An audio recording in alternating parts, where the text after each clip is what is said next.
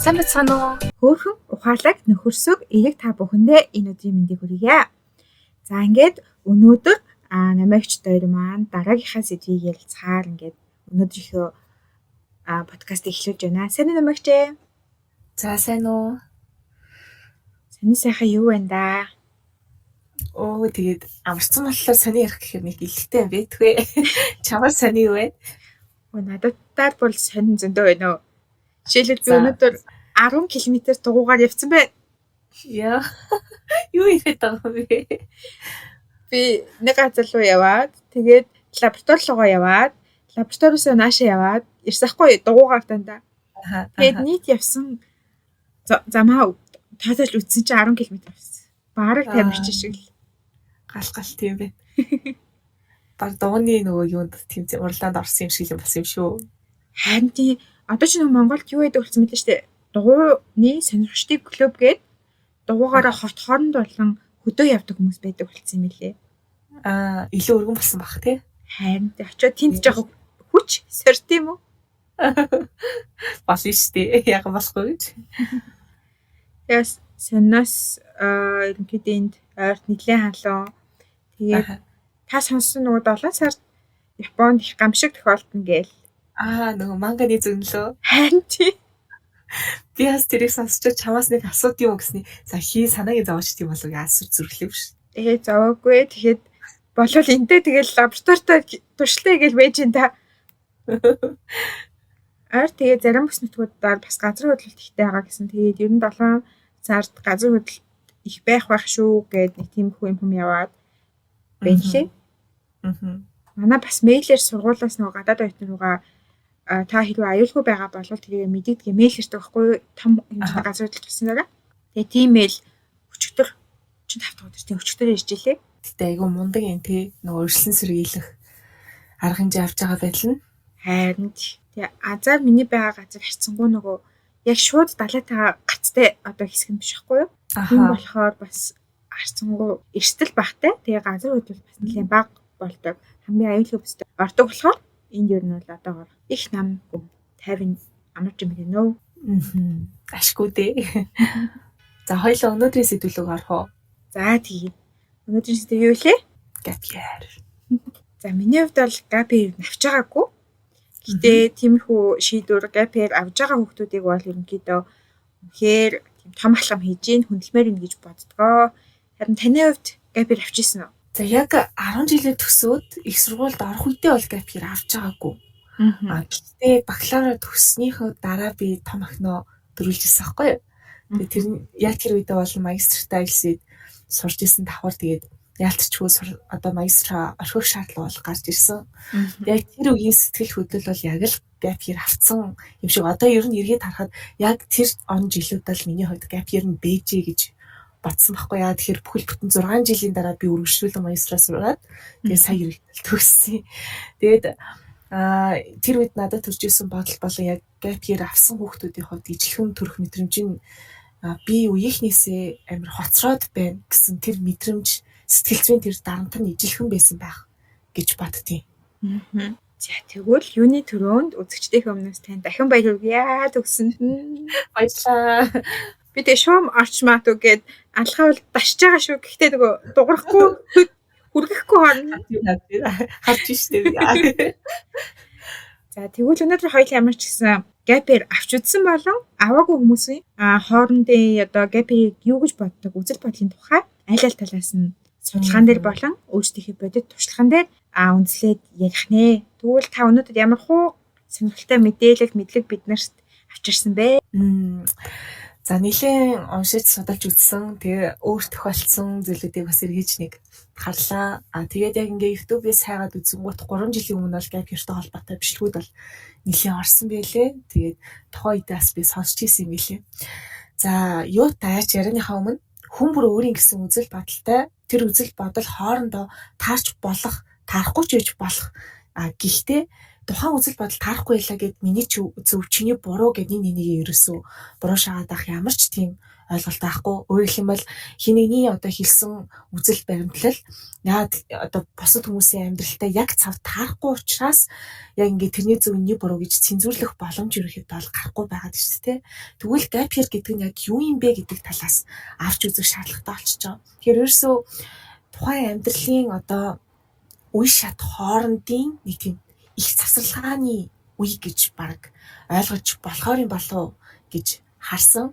За тэнгууд энэ дээр ямар ойлголт гарч ирж байна вэ гэхээр хүн болгон ингээд өөр үзэл баримталтай байдгаа гэж сайд орсон байгаа тий. Зарим хүмүүсийн хувьд бол одоо gap year авна гэдэг чинь жил алдчихж байгаа шаал дэмий зүйл гэж яхаар бошуухан шиг их сургуультай элсэж ороод тэгээ өөрийгөө хөгжүүлээд явсан дээр гэж хардаг.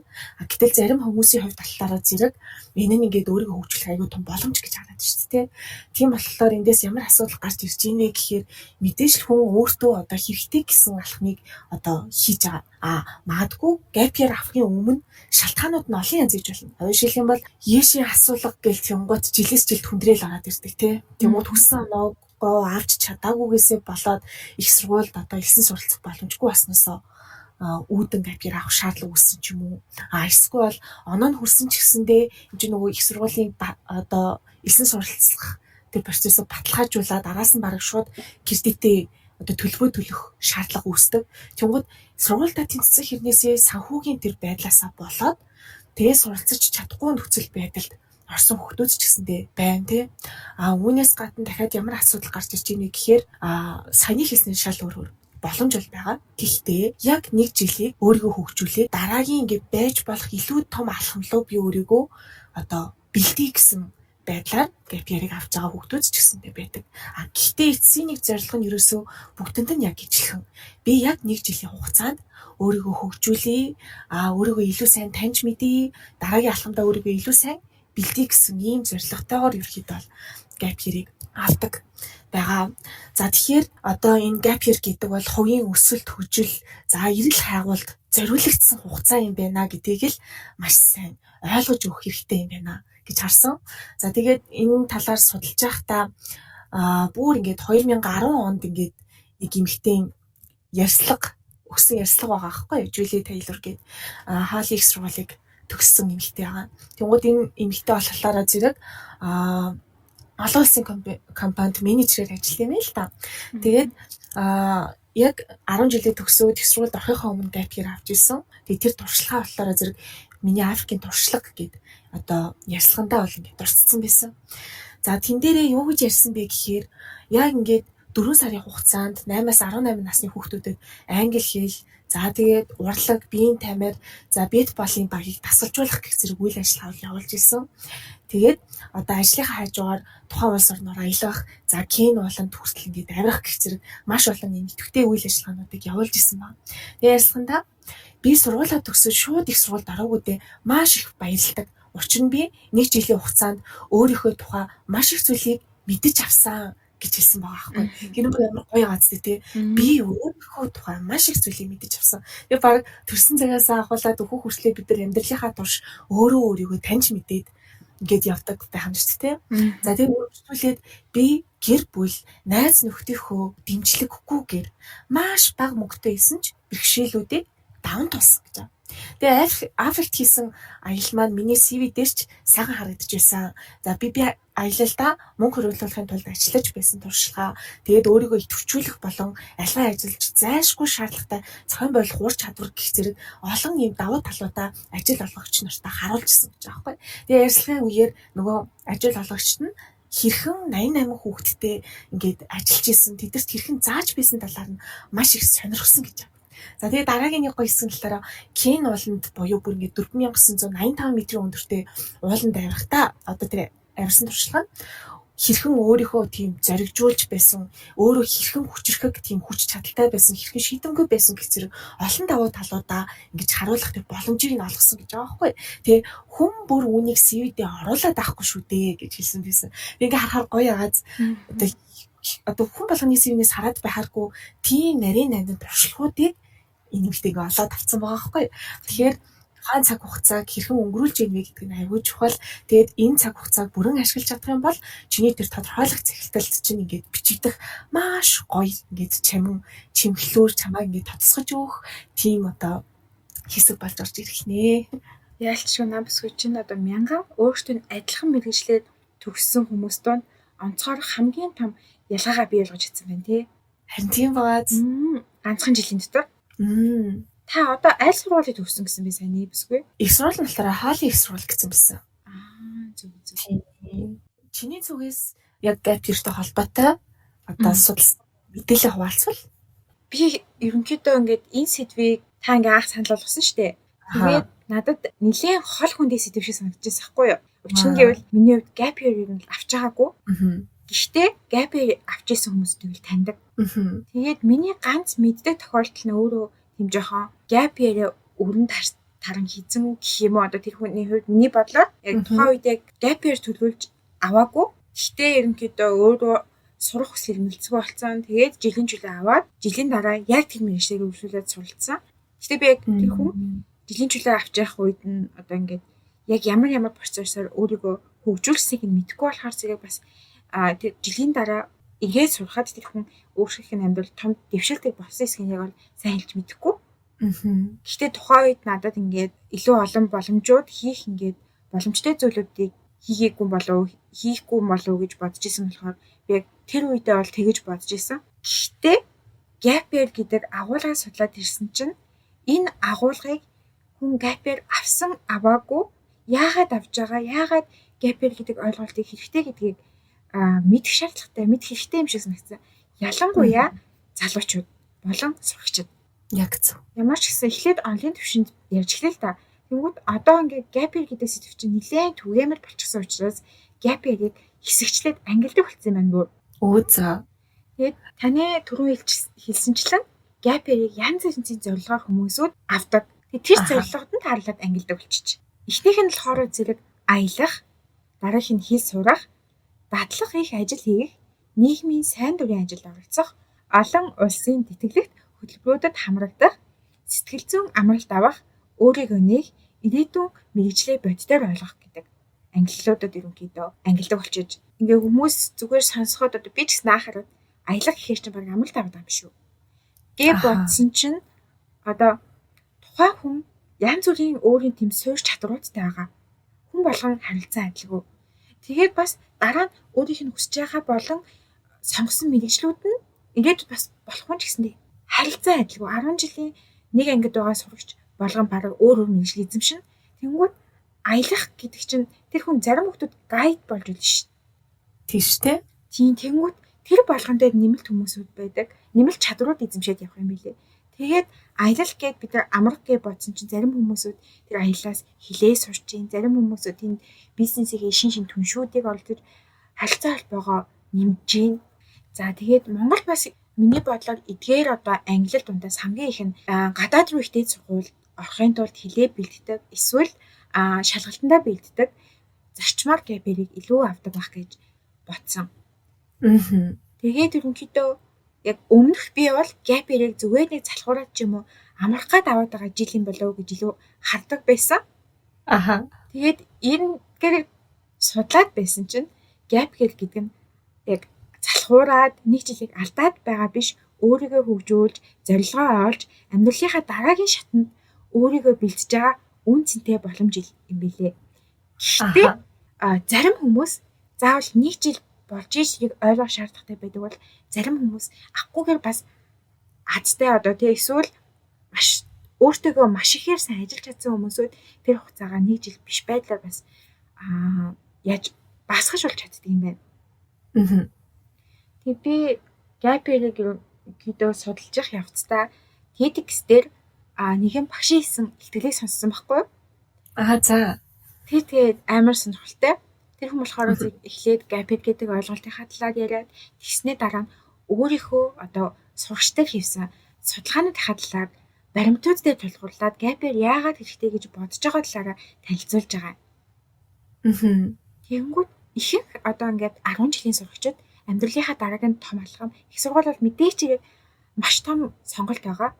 Тэгвэл яг тийм сонголтын өмнө их сургууль гэлтгүү 10 жилээ төгсөөд тэр хүүхдүүд нэг бол коллежид явна, нэг бол мэргэжлийн сургуульд явна, нэг бол их сургуульд явна, нэг бол шууд ажиллана гэх мэтчлээ. Тэр сонголт хийхээ өмнө тийм догтлоод, баярлаад 10 жилээ төгсчлөө гэдэг аз жаргалтай байхаас илүүгээр сандарч твдэж депресс дарамтад ордог гинэ. Тэгээд тэр хүүхдүүдээс ингээд та нар ямар үедээ аз жаргалтай байдаг вэ гэхэд тэр хүүхдүүд өстө нүдэн сэргээл маш олон хариултыг багштай ингээд булдаг гинэ багшигаа.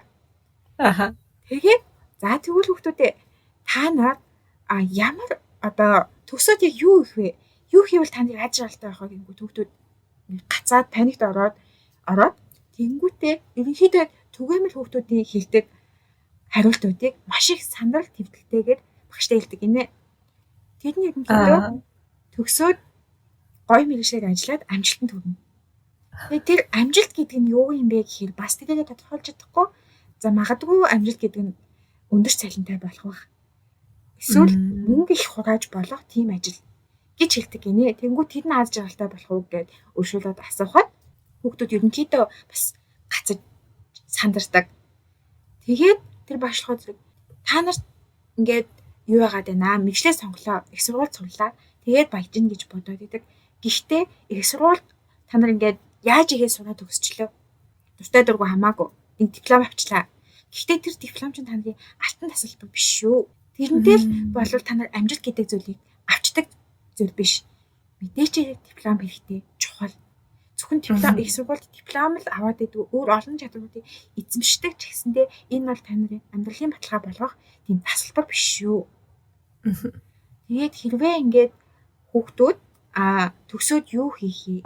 Яг ирээдүйд би өөрөө ямар байгаагаа сайн ойлгож авахгүй болвол нийгмийнхээ нэг зүгээр л нэг одоо оролцогч гишүүн болж үргэлжилж шүү гэж хэлсэн байдаг гэдэг зүйл хийж байгаа. Тэгэнгүүтээ амар сонирхолтой судалгаа авахгүй тэр нь 10 жилийн сурагчдаас одоо 10 жилийн гинэ их сургуулийн сурагчдаас одоо яг нөгөө өөрийгөө юу сонирхолтой юу хийхийг хүсдэг гэ мэдгүй байгаа хүүхдүүд маань одоо их сургуульд орж байгаа штэ.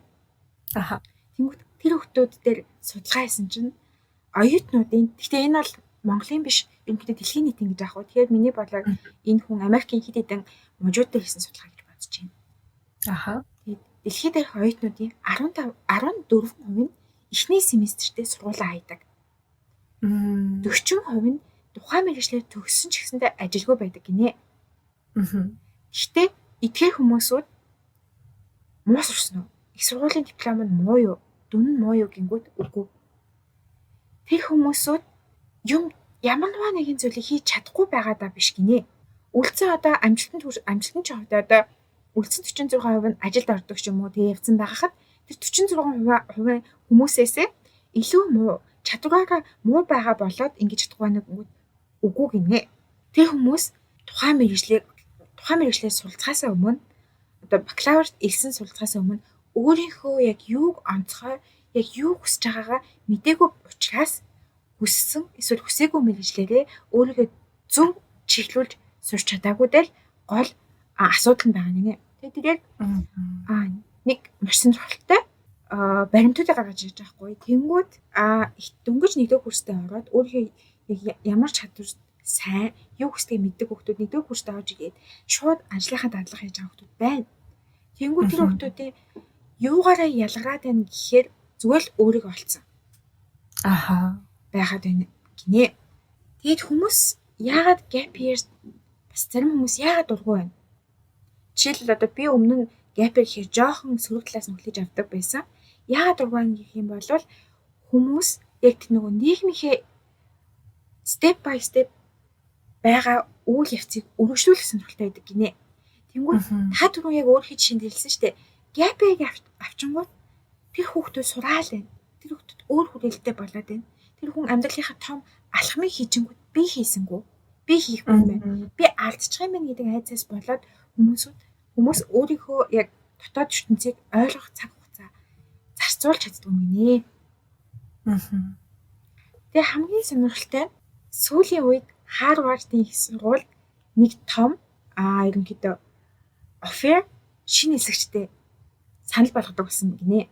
Та тэдний юу гэж бодож байна? Юу юм бол 10 жилээ төгсөөд gap year гинэ 10 жилийн төгсөөд Харвардд тэнцсэн хүүхдүүдэд за та баяр хүргэе. Гэхдээ та хүсвэл gap year авчих. Та gap year авсныхаа дараа манай сургуульд нэгдүгээр курсээс эхлүүлээд суралцж болно. За бүр гайхалтай нь манад gap year ийм хөтөлбөр байна. Гэж өгдөг болсон гинэ. Их сургуулиуд болон бусад байгууллагууд gap year-ийн бүр хөтөлбөр гаргадаг болчих. Ямар гоё те. Энд чинь одоо нийгэм ерөнхийдөө сөрөг хандлагатай байсан бол сүүлийн үед илүү эерэг хандлагатай болж байна гэдгийг л харуулдаг шүү дээ. Тэгээд тэгэхээр хүмүүс ерөнхийдөө их сургууль сурлаа, төгслөө, нэг ажилд орлоо, цалин авлаа. Тэгэнгүүтээ ерөөсөө цалингаас цалингийн хооронд нэг тийм хевсэн амьдрал биш, арай өөр. Хамгийн гол нь өөр аз жаргалтай, өөртөө сэтгэл ханамжтай тэр амьдралынхаа чиглэлийг олж үздэг гинэ. Гоё юм те. Одоо ингээл бодонгууд чиний саний хэлсэн судалгааны үр дүн байгаа шүү дээ. Миний үеийн одоо мөсийн биологийн ангийн эсэлт гэдэг тэнгуут бүр 98 хүүхэдчлөө элссэн байгаа байхгүй юу. Тэнгуут тэр 98 хүүхдээс одоо хитэн яг мэрэгчлэрээ ажиллаж байгаа гэхээр цөөхөн хитгэн л байгаа шүү. Тэгээд дийлэнх нь ерөөд бол өөр мэрэгчлэр ажилласан. Эсвэл төгснөөхөө дараа дахиад өөр чиглэлээр сураад тэгээд нэмэлтээр сурсан тэр чиглэлээрээ ерөөд бол ажиллаж байгаа хүмүүс ч гэсэн байгаа байхгүй юу. Тэгэхээр ялцчгүй л өөрийгөө олон чиглэлээ олон гэдэг бол аюул чухал байгаа дээ тий. Гэтэл тэр хүмүүсийн хувьд чиглэлээ олохын тулд бүхэл бүтэн 4 жилийг бакалавртаа цаг хугацаагаа болон мөнгөө ингэж зарцуулж ийж би ер нь өөр чиглэлөөр явах хэрэгтэй хүн байна гэдгийг мэдрээд ойлгоод тэрийг бүр ингээ хүлээн зөвшөөрөөд тэгээ дараагийн алхам хийсэн байгаа байхгүй юу. Тэгэхээр нэг талтаас амар ашигтай байгаа дээ тий. Илүү урт хугацаа одоо алдахгүй тэгээд илүү их мөнгө өрөхгүй ийм боломжийг олгоод байна л гэж хараад байна. Тэгээ бас нэг амар гоё жишээ байсан л та тэр хүний ярьжсэн лекцэн дээр. Тэр хүн болохоор зэрэг 10 жилээ хайцсан гинэ. 11 дэх ангитай. За амар халагламаар байгаа 2 жилийн дараа тийм байна. Төгслөө ш. Тэгээ тэр хүн ерөнхийдөө тэр хүн өөрөө gap year гэдгийг ч мэдэхгүй байж байгаа. Тухайн үед гэхдээ яг өөрийнхөө юу хийсэд байгааг ойлгохгүй. Ямар даавналцсан. Тэгээд өөрийгөө ерөнхийдөө илүү судалж эхэлсэн гинэ. Тэгээд яг 1 жилийн дараа эргээд 10 жилдээ бол сурсан гэж байгаа. Яагаад сурсан бэ гэвэл тэр хүн өөрийгөө олгоод юу хүсэж байгаа, ямар мэрэгчлэр өөрийгөө бүр сурах хэрэгтэй байгаа. Энэ амьдралаас өөрийгөө юу гэдгийг ойлгох мутаа тэр хүн өөрийнхөө мэрэгчлээ сонгочоод за би энэгээр сурмаар гингүүд тэр хүн бакалаврын диплом авахын тулд бакалаврт элсхийн тулд 10 жилийнх нь одоо ажистат хэрэг болсон. Тэгэнгүүт 2 жилийн дотор 10 жилийн амжилттай сурч төгсөөд тэгээ бакалавртаа хүссэн мэрэгчлэрээ гэхдээ тэр мэрэгч нь өөрт нь юу өгч чадахыг ойлгосныхаа дараа тэр их сургуультай ороод одоо тэр хүн сэтгэл судлаараа доктор хамгаалсан. Амар гайхалтай байгааз. Тийм байна. Тэнгүүд энд нэг бас амар том point байгаа байхгүй юу? 10 жилийн хүүхэд ямар мэрэгчлээ сонгох нь маш чухал. Яг зөв. Нарч өстой зөв. Гэхдээ бас тэр мэрэгжил яг юу хийдэг, тэр хүнд юу өгч чадахыг ойлгох нь бас чухал гэж байгаа байхгүй юу? Хүмүүс ерөнхийдөө энэ мэрэгжил гоё юм байна, ийм юм хийх байх гэдэг бодлороо тэр мэрэгчлээ сонгочдөг гинэ. Харамсалтай нь яг төгсөөд тэр хүн тэр бодсон зүйлийг амьдралдаа хийдэггүй. Төсөөс нь шал өөр зүйлийг заримдаа ингээд бий болдог гинэ. Тийм болохоор бас gap year хийх явцтай оюутнууд ч гэсэнтэй gap year авдаг. Тэр үедээ бас за gap year авахгүй байсан ч гэсэндээ ерөнхийдөө энэ цаг боломжтой цаг хугацаанд яг юу гэдгийг ойлгох хэрэгтэй. Монголд намайг одоо ингээд байхад хүмүүс бас амар хэлдэг гэсэхгүй. Менторууд их зөвлөдөг байсан. Лекцүүдээс суу. Үнэгүй лекцүүдээс суу. Хүний кейсийг сонс гэж амар зөвлөдөг гэсэн. Тэр их зөв байсан юм билээ одоо бодох. Оройдож ухаарах юм да бүгдийг. Гэхдээ нэг сонсцсон бахад оройд орж байгаа сте тэ хэрэгтэй үедээ. Харин тэнгүүд тэндээс олон янзын мэрэгжлийг хараад ирэнгүүт өөрийнхөө бас тэр мэрэгжлээ төгсөөд яг тэр хүн юу хийж тэнгүүд өөрх нь тэр мэрэгжлийг ашиглаад арай өөр бас юу хийж болж юм гэдэг кейсүүдээ бас өөрийгөө нэ. Наа чи нөгөө ингэдэг. Яг 9-р ангийн эрүүл мэндийн агуулга дээр мэрэгжил сонголтын талаар хичээл ордог байхгүй юу? Тэгээ хүүхдүүдийг ажиглаад хаад магадгүй 9-р ангид мэрэгжил сонголт гэж орохоор яг зарим хүүхдүүдийн хувьд мэрэгжлийн ингээд ботцсон байдаг. Дийлэн хүүхдүүдийн хувьд мэрэгжлийн бол бодог байдаг. Магадгүй 8 9-р анги гэдэг бол хитрхи эрт юм шиг санагддаг шүү байгаа. Тэгвэл 10 гингут за 11 за 12 төгсгөрөө гэд ингэж хойшлуулад авах юм бол яг төгсөлтийн үед гэхээр оройтчдаг байхгүй. Тэгээд саяас нөгөө Ешийн дараа би 25 оны Еш өнгөрчдийн группээс ингэж хараад ангууд амар халгалмаар зүйлнэ. Ийшээ орох уу тийшээ орох уу гэсэн юмуд айгүйх байсан байхгүй юу? Жишээлбэл имзэлээ орох уу мөсийн биологчлоо орох уу гэдэг ч юм уу те. Гэтэл энэ хоёр мэргэжил шал хоёр өөр мэргэжилтэй. Магадгүй ингээд жаахан эртнээс эмзэг чинь яг яадгийг, биологч нь яг яадгийг, цаашаа яах ёстой юм гэдгийг судалсан байсан бол их тулгаад дөнгөж ингээ хуваар арахынхаа өмнө тэр асуултыг асуухгүй байсан байхгүй юу? Асуух гэсэн бол магадгүй намран ч юм уу арай эрт асуусан байсан бол тэр хүүхэд яг ингээд шалгалт малтаа өглөө дууслаа ингээ ууж ирснийхаа дараа өөрөө нэг тайван сууж аваад яарахгүй, тэгээ твдэхгүй эсвэл сандрахгүйгээр сонголтоо хийх боломжтой байгаад байгаа шүү дээ. Тэгэхээр би арай эртэн гэж бодохгүйгээр аль болох эртнээс л мэрэгжлийн талаар бодоод судлаад явчихвэл айгүй хэрэгтэй. Тэгээ нэг үеэ бодоход бид нэр айгүй гоё цаг үед амьдарч байгаа. YouTube руу орлоо, нэг лабораторид судалгаа хийдэг хүний ингээл юу гэдгийг сториг үзээч ч юм уу, нэг өдрийн амьдралыг нь үзээл иймэрхүү байдсан байна да гэдэг нэг тийм одоо хинтийг авах боломж биднэрт байгаа нь айгүй давуу тал тий. Үссэн подкастаа сонсоод тэгэл ийм боломжтой гэдэг юм нэгдэм бай тэгдэм байх гэдэг мэдээлэл авах тийм өргөн цар үргэдэй ийм цаг хугацаанд бид нар амьдраад байна. Энэ бас айгүй баярлмаар. Тийм шүү. Тэгээд би бас ингэж бодчихсон. Нөгөө ямар мэрэгжил юу хийдэг ингээд бидний нөгөө нэг гарын 13-нд багтахаар цөөхөн гэдэг мэрэгжил мэдээд байдаг шүү дээ тий. Нийтлэг хүмүүс сонгосон. Гэтэл бидний мэдэхгүй гоё мэрэгжлүүд бас байгаа байхгүй юу.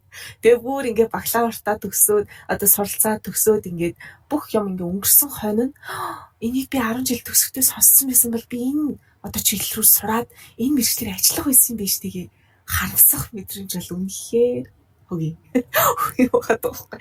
Тэгэхээр амар сайн судалгаатай байх хэрэгтэй. Харин ялч би тэг буцаж чадахгүй болохоор зэрэг яг өөрийнхөө харамсахгүй харамсах байснаа бас мэдэхгүй байх боломжтой сонголтуудыг аль болох хийхгүй л байх хэрэгтэй болж байгаа байхгүй тий. Харин боломжоос дараа хоёулаа бас мэрэгжил сонголтын талаар хэд эдэмшлэг оруулахаар юм бэ те. Харин ялч үе нөгөө gap year нь өөрөө мэрэгжил сонголттой нэлээд уялдаатай амьдралын хамгийн том шийдвэрийн өмнө хийж байгаа төр одоо зохисол болохоор тий. Үнэн. Тэгээ хүмүүс ер нь бол өөрийнхөө баг gap year авч байгаа гэдгийг мэдэхгүй аваад идэв шүү. Одоо нэг ажлаас нөгөөлөө шилжихтэй тий. Орон шилэх юм бол би судалгаа хийж ийсэн судалгааны дараа би өөр тийшээ ордог ч юм уу. Ингээд би нэг 30 жил болохгүй ч гэсэндээ нэг 3 сарын хугацаа 4 сарын хугацаа магадгүй сарын хугацаанд ингээл бас л хэсэг ингээ паузлаад зогсож байгаа завсарлага авч байгаа л тэгэл өөртөөгөө ярилцал өөрийгөө сонсоод судалгаа хийгээл ингээл бодож шийдвэрээ гаргах байгаа байхгүй юу. Гэтэл энэ чинь миний амьдралын дараагийн алхам хийхийн өмнөх аягүй чухал завсарлага үе байгаа шүү дээ. Гол нь тэрийгээ бас нөгөө үр дүнтэй гэдэг нь маш чухал байна. Яг зөв. Юу тарин түүнийг хураана гэдэг шиг.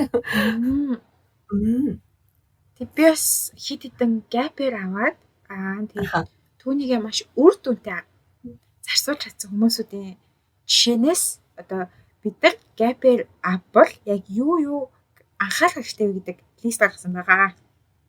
За яасан гоё. За сонсё л тоо. Гэхдээ энэ листийг миний бодлоор gap-ээр аваагүй ч гэсэн хүмүүс бас өөр дээрээ жоохон бодож тунгаамаар санагдсан. Би бас өөртөө нэлийн тунгаас. Гэлсосё. Жоохон удаж байгаад хэлнэ. Минутаа явуулъя гэдэг. За эхнийх нь болохоор зэрэг ижил хүмүүсийнхээ дунд битгий хашигдаарай гэж байгаа байхгүй юу? Ихэвчлэн 10 жил шууд их сургууль гингүүд хүүхдүүд хүмүүс яг ижил насныхаа, ижил мэргэжлийнхаа, ижил сонирхолтой хүмүүсийнхээ дунд ороод ирэхээрээ зэрэг яг тэр сэтгэлгээгээ л яваад идэг гинэ. Өөрийн мэдлгүй хайрцаглагддаг тий. Тийм тэгэнгүүт үжил бодлон ч гэсэндээ зөв буруу нь хамаагүй нийтээрээ нөгөө өмнөх бас ламбугийн кейсэн дээр та хэлжсэн шүү дээ. Жишээ туршилт харуулаа иржсэн шүү дээ. Нийтээрээ л дагж байгаа хийж байгаа үйлдэл болохоор зэрэг би буруу гэж бодож байсан ч гэсэн хийцэн гэдэг шиг Тэр зүйл нь өөрт нь таалагдсан бай, таалагдаагүй бай, энэ амьдралынх нь хадгалын төлхөөр мөн бай биш бай хамаагүй яг ижил насны, ижил сонирхолтой гээд илүү нөлөөлдөг гинэ. Тийм болохоор gap year авж байгаа хүмүүс ихэвчлэн ижил тэр яг өөрийнхөө комфорт зонд оруулдаг хүмүүсээс холдоод ирэхээр илүү олон зүйлийг өөрөөсөө болон өрөөл бусдаас нээж илрүүлдэг гинэ.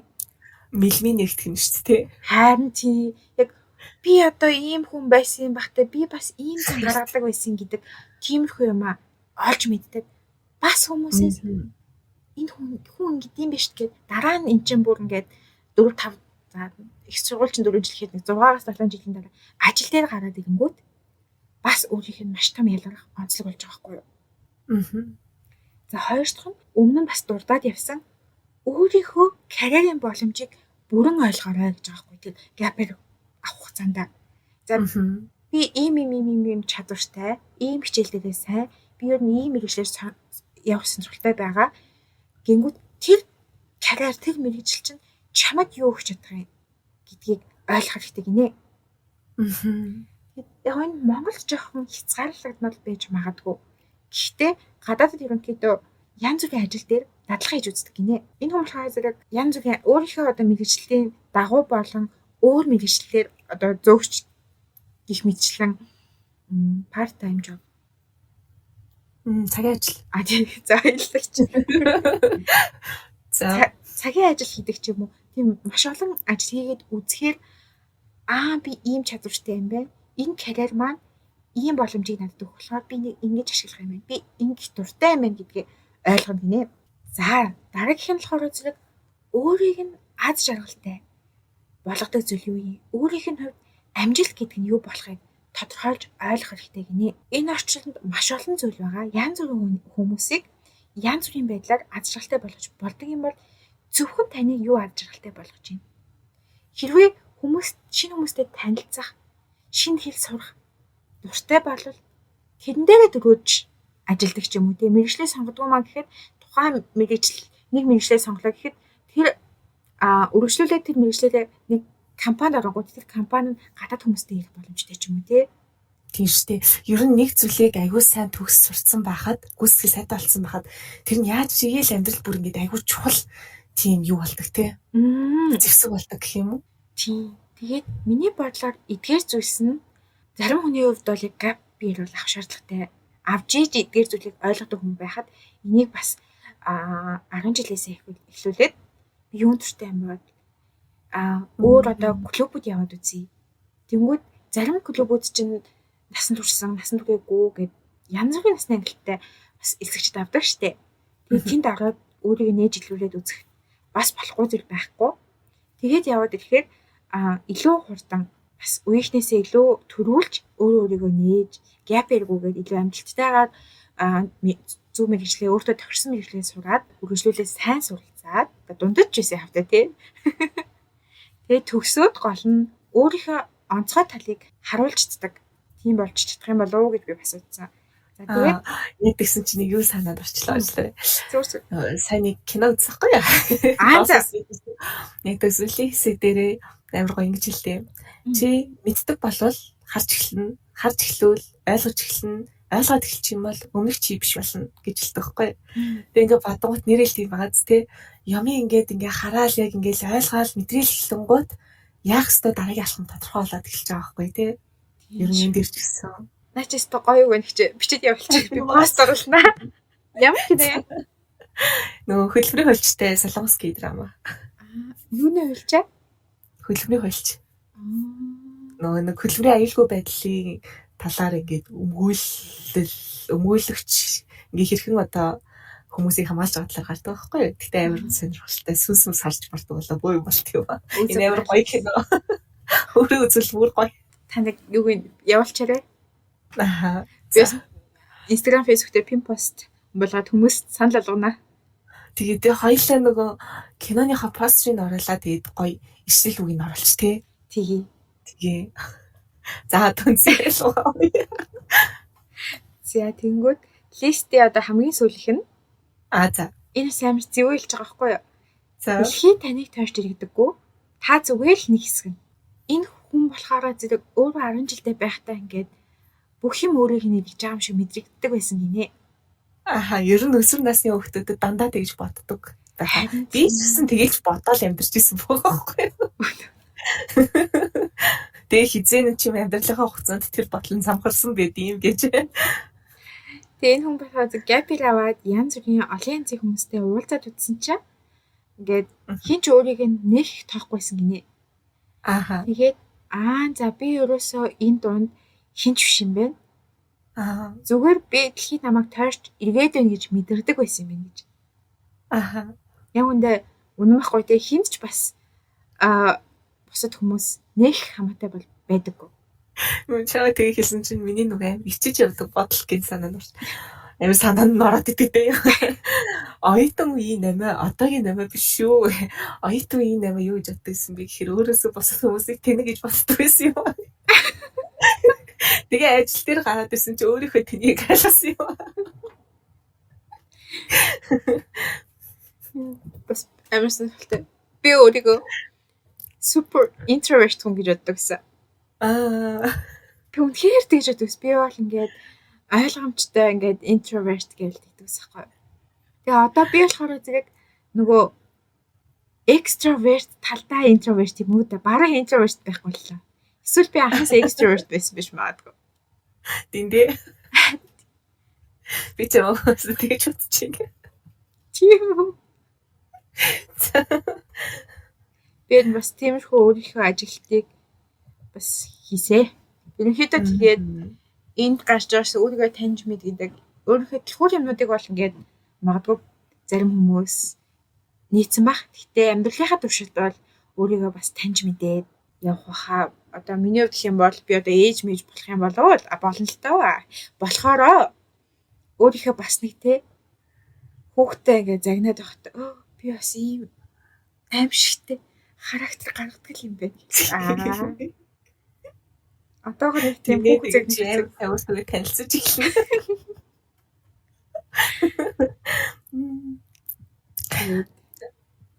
Миний зүгээс өнөөдрийн хоёулангийн яриатай ингээд тахирах айгүй гоё үлгэр ярьж өгье заяа. За гайхалтай. Модчны талаар ингээд хүмүүс нэлээд сонсч ирсэн бах уу. Гэхдээ хичнээн сонсч ирсэн ч гэсэндээ нэг дахиад нэг сонсч үзвэл би сонсоогүй. Насаараа ингээд хөдөлмөрлсөн мод чинь ингээд модны худалдааны газар очиод тэндээ ингээд ажилд орох гэж байгаа байхгүй юу. Тэгээ ажил олгочтой ингээд бүх хүчээрээ би хичээн ажилланаа гэж амлаад ингээд эзэндээ амлаад орсон гинэ. Тэгээд орсныхоо дараа тухайн мод чи ихний өдрөө 18 мод ингээд бэлтгэсэн гэж байгаа. Тэгээ эзэн түүнийг ингээд амар сайшаагаад мэдээж өгсөн магтэн штэ тэгээ бүхэл бүтэн нэг өдрийн турш ингээд 18 мод бэлтгэсэн гэхээр энэ айгу том ингээд амжилт байгаа байхгүй тий. Тэгвэл нөгөө мод чи маань ингээд урамшаал би маргаашнаас илүү сайн ажиллаад тий оргилжил ингээд 18 тэрнээс дээш ингээд мод бэлтгээд явна гэж бодож байгаа байхгүй. Тэгсэн чинь дараагийн өдөр нь 15 тэрний дараа 10 мод гэдэг ингээд цөөрөөд исэн гинэ. Тэгээ зөөрөд хэлсэн чинь нөгөө чинь мэдээж урам нь хуран нэстэй. Уул нь ингээд өөрөө амар хичээж ажиллаад байгаа байхгүй юу. Ингээ хичээгээд ах чинь уул нь түүнийх нь үр дүн том байх хэрэгтэй шүү дээ тий. Даан ч ингээд модныхон тон цөөрөөдсэн. Тэгээд нөгөө эзэндээ итгэж байгаа. Уушлаараа би ингээ яагаад өдөр ирэх тусан баг мод бэлтгээд байгаагаа мэдэхгүй байна гэдгсэн чинь нөгөө эзэн амар хөрхий гэж асууж байгаа. Чи эзэн хамгийн сүүл сүхээ ирсэн бэ гэж асуусан байхгүй. Тэгсэн чинь нөгөө мод чинь маань юу гэж хариулсан бэ гэхээр сүхий ирлэхээ би сүхий ирлэгч завгүй ажиллаж байсан шүү дээ. Тийм болохоор ирлээгүй гэж хэлсэн байгаа байхгүй. Би яг энэ сүхчний энэ хариултыг ингээд өөрөөсөө бас ингээд би ингэж хэлдэг үе байдаг л гэхээр амар их байдаг зөө.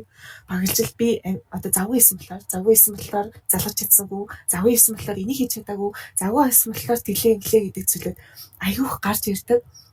За тэгсэн чинь өрөлжлүүлээд нөгөө эзэн юу гэж хэлсэн бэ гэхээр маш их хичээж зүтгэсний үр дүн тэр болгон сайн байдаггүй.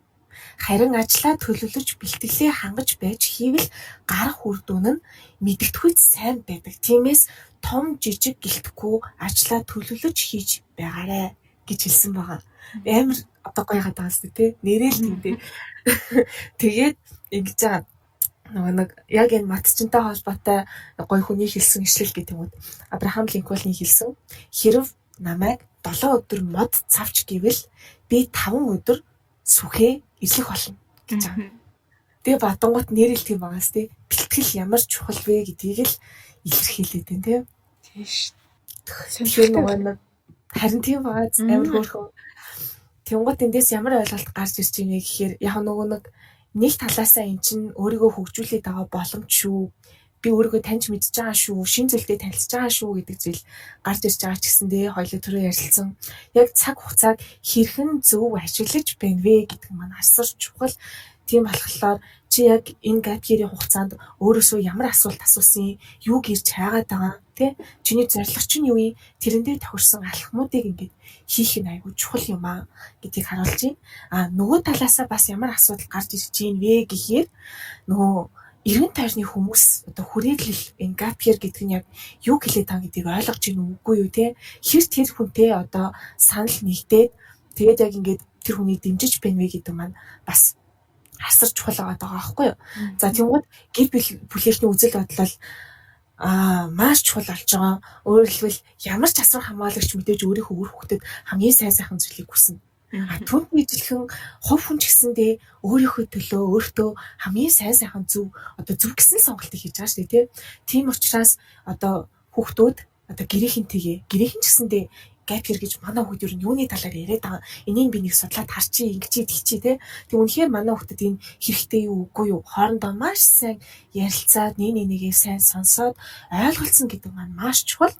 Тэгээд гэр бүл ингээд зөвшөөрлөцөөд сонгоцсон шийдвэрийг бусад гадны хүрээлэл бол энэ тэгсэн биш үү ингэсэн биш үү гэдэг зүйл ярих шаардлага бол байхгүй гэж үзэж байна жоохон шулуухан хэлэхэд.